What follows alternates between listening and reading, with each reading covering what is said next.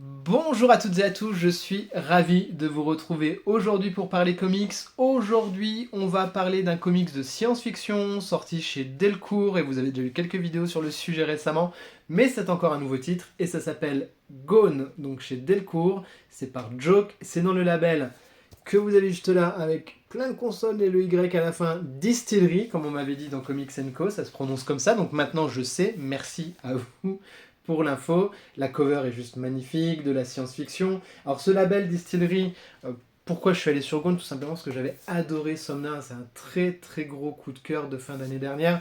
Je vous envoie à la vidéo si vous n'avez pas encore découvert ce titre, c'était vraiment très bien. Donc là, sur Gone, on cochait pas mal de cases. Un label dont j'avais adoré le premier titre, un format que j'aime bien, la cover magnifique, Joke, qui est un auteur que j'apprécie, de la science-fiction. Tout sur le papier était plutôt pas mal. Et c'est un titre qui démarre plutôt bien. Je vais vous montrer un petit peu en termes de dessin, parce que c'est clairement le point fort du titre. Donc on va suivre l'histoire de cette jeune fille qui s'appelle Abby. Elle vit dans un quartier d'une planète qui est une planète un petit peu dévastée. On voit avec des quartiers qui sont vraiment des quartiers très pauvres, hein, presque des bidonvilles, et qui font face à des espèces de gros quartiers très luxueux, où atterrissent des navettes qui viennent se ravitailler pour partir dans des voyages interstellaires. Donc Abby, elle essaye de nourrir sa maman, parce que elles ont faim tout simplement, ce sont des pauvres. Donc on retrouve ce thème de la lutte des classes sociales encore une fois. Elle essaye, elle a des timings très serrés quand les vaisseaux arrivent, pour essayer de récupérer de la nourriture et de s'en sortir à temps avant le décollage. Donc c'est toujours bourré d'action, c'est hyper speed. Ça me fait penser un peu au début de Super Metroid sur Super Nintendo. Le début là, c'était hyper dynamique, hyper efficace. Donc ça démarre très bien, on suit ce personnage, on a envie d'en savoir plus. Elle va se retrouver à faire une grosse mission avec certains de ses potes parce que apparemment un des plus gros cargos de la flotte vient se ravitailler. Donc c'est l'occasion pour eux d'aller se chercher un paquet de nourriture qui va pouvoir les aider et les sauver pendant pas mal de temps. Malheureusement patatras, ça va pas bien se passer. Alors je vous spoil pas, c'est vraiment le début, hein. Ce que je vous ai montré, c'est le prologue. Elle va être embarquée sur ce vaisseau, et de là va commencer l'histoire d'Abby, et comment elle va être mêlée à des histoires avec des gens qui vont essayer de prendre le pouvoir, avec des rebelles, avec une histoire d'un capitaine sur un vaisseau qui va faire écho au passé d'Abby et de sa mère. Enfin voilà, je vous en dis pas plus pour pas vous spoiler.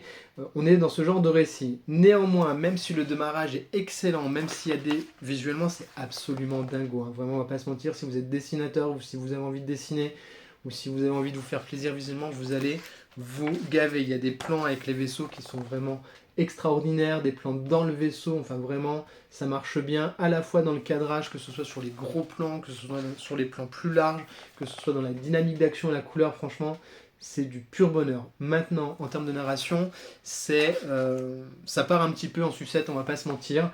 Moi, il m'a perdu. Plus je tournais les pages, plus avançais dans les chapitres, plus je me suis perdu dans l'intrigue parce que je comprenais plus vraiment par moment ce qu'on me racontait. On voulait me raconter trop de choses.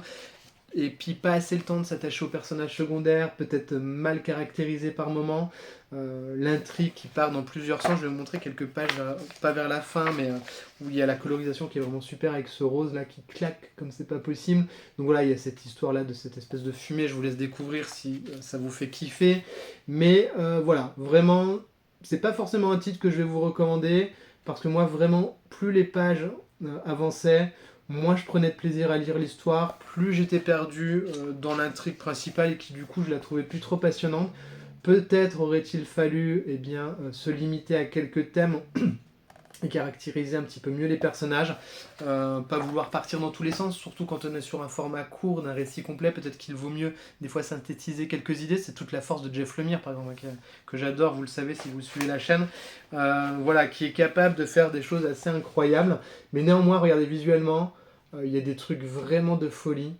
Rien que pour ça, ça vaut la peine. Si vous avez la chance de le trouver comme moi en occasion, j'ai envie de dire, tentez si vous aimez la SF. Par contre, 25 balles en neuf, voilà, c'est toujours le but de ces vidéos, c'est est-ce que ça vaut le coup d'aller mettre 25 euros?